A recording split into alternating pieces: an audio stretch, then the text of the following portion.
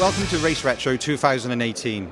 We're going to be having a look around the show today, and we're going to pick out some of our favourite rally cars. And first on the list, we've found this beautiful Morris Mini Cooper. It's a 1960 Mark I car, and we've got the owner and driver here, Mr. Phil Harris. Hello, Phil. Good morning, Ollie. How are you? Very well, thank you very much. Good. Can you tell us a little bit about this car? What differs between maybe the circuit racing minis, which I'll know a bit about, and tell us what's the major differences between that and your historic rally car. The car's built for rallying, and we rally in the historic championship on both tarmac and in the forests. Brilliant. There are two main differences I would suggest between this car and most circuit cars, and those are the engine setup and the suspension setup. In circuit racing, you spend prolonged periods of time at high revs. In rallying, you're constantly braking, accelerating up and down the gearbox, so it's built much more responsively than a circuit car. And the second area of difference would be in the suspension. Again, on a circuit car, you're set up for maximum grip, whereas in rallying, we want the car nice and loose because we want to throw it either direction depending on which way the corner goes. And am I right in thinking this is a very successful little Mini? This is a championship winning car? This is indeed. Last season we had 7 starts, we had 7 class wins and 7 category wins, and that meant that we won category 1 in the MSA British Historic Rally Championship last year. Well done, congratulations. That's a tremendous effort. Would you be okay if we have a little look inside the car? Phil, so tell us a little bit about what we've got going on in here. Obviously, I noticed compared to the track ones, we've got a hell of a lot more buttons and switches and so on. Yeah, we've tried to build an interior here that's completely representative of the works cars back in the 60s. So we've got a lot of information going on here in terms of RPM, oil pressure, water temperature, and then of course we have our GPS unit, which is very important for the co-driver. Yeah, no, it's absolutely stunning. You should be very proud of it. Yeah, I'm thrilled with the way that RSR Historic Engineering have built the car. They've just done a fabulous job on it. Yeah, they really have. They've done a great job. Thank you very much. Thank you.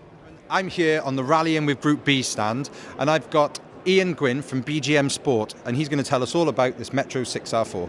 We wanted to come and film this car because we've never seen one like this before. We've seen Metro 6R4s, but this is a road-going version, a homologation car. Yep, that's absolutely correct. And can you tell us a little bit about it? Yeah, this car, there was around 200 of these cars built for homologation purposes. Few survived as really standard production road cars, and this is one of them. And in fact, this car lived in the Williams F1 Museum for around 20 years. Yep. Because, as you may well know, Williams were heavily involved with the design of this car.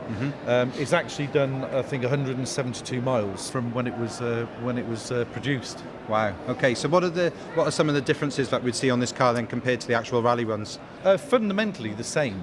So all the major components would obviously have to be the same for homologation purposes. But the rally car would have an upgraded engine, upgraded transmission, upgraded suspension and arms. But it's all fundamentally as it would be as a Group B car. So this car, if we wanted to, we could tax and MOT it and drive it on the road. This car is taxed and MOT'd on the road. Amazing. Okay. Brill. All right, well, thank you very much. Where can we see this car? Is this car actually running, and is it at any displays this year or going to be used at all? Not as far as I'm aware. It's here for this weekend. If any opportunities come up to take the car somewhere else to show, then we will do. But generally, it just sits, in our workshop under a cover. It's a piece of British motoring history, isn't it? Brilliant piece of motoring history. Well, it's in immaculate condition. It's a credit to you. So well done. Thank you. Okay. We've got a very special car to talk about. We've got one of the 911 SCs here in the famous Rothmans livery, and to talk to us about it, we've got Paul Howarth from Prodrive. Hi, Paul. Hi, good afternoon. Hi. Can you, well, first of all, could you tell us a little bit about, there's a lot of famous drivers who've driven this. Could you reel off a few names for us? There's many famous drivers. CDLRG, who drove the car a lot in the Middle East. Henry Toivonen drove the car, and he won quite a number of events in this. He won Rally Madeira, which was a great victory for him. And also we've had Jimmy McRae in the car. Yeah, there's a lot of history then with Prodrive in this car. Was it one of the first rally cars that Prodrive got involved in? It was back in the days when Prodrive was set up by David Richards, and it was called David Richards Autosport, and there was the inset of the Rothmans rally team, Rothmans Porsche rally team, which competed in the Middle East and the World Rally Championship and the European Championship. So this car was actually the first car to score one of hundreds of World Championship points for Prodrive as an organisation and Works Rally Sim. It's one of the most famous colour schemes as well for a Porsche, isn't it, of the last 30, 40 years. Can you tell us a little bit about the engine and what it's running and so on? It's based on a turbo car? It's based on the chassis is the base chassis, SCRS. It's known as an SCRS. Porsche decided to build a homologation special. Yep.